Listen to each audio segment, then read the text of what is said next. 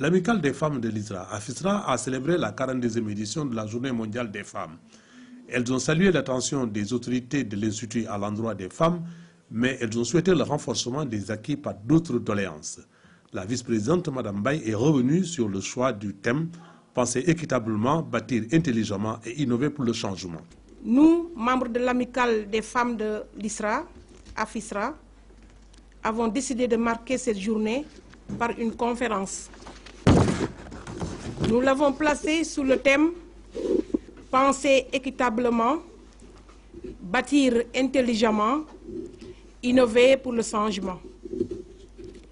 La thématique propose de réfléchir aux moyens innovants permettant de faire progresser l'égalité des sexes et l'autonomisation des femmes, notamment dans les domaines suivants: système de protection sociale, accès aux services publics, construction d'infrastructures durables.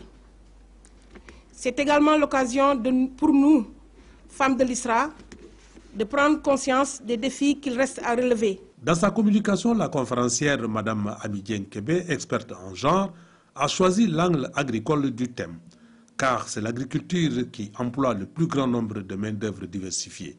C'est pourquoi elle a insisté sur l'approche genre dans un souci d'équité, d'égalité des chances et la proscription de toute forme de discrimination à l'endroit des femmes. Quand on prend le cas spécifique de la chaîne de l'agriculture, n'est-ce pas, c'est la chaîne de valeur qu'il faut considérer.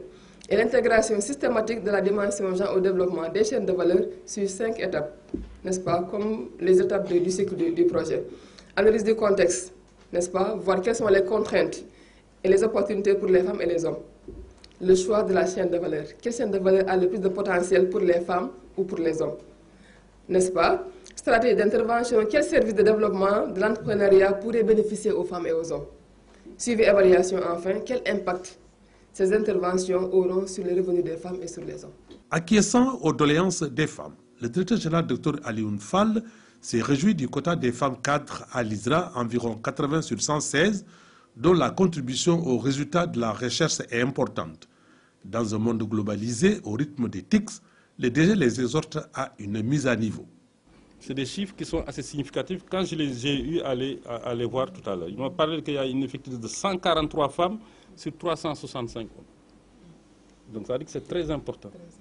Et ce qu'on va voir, c'est que ces chiffres-là vont progresser. Et certainement, dans la politique de l'ISRA que nous allons mettre en œuvre, nous ferons en sorte que les femmes soient à même d'exercer les mêmes tâches que les hommes au niveau de l'institution. Le PCA, professeur Ngagne Sène, a rendu hommage aux femmes de l'ISRA et le directeur scientifique, Dr Elhadji Traoré, a partagé l'équité, autrement dit le concept genre, sur lequel la conférencière a beaucoup insisté.